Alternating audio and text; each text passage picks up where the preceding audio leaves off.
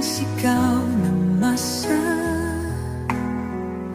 Ngayong ikaw ay hinahatulan ng dayuhang walang alam.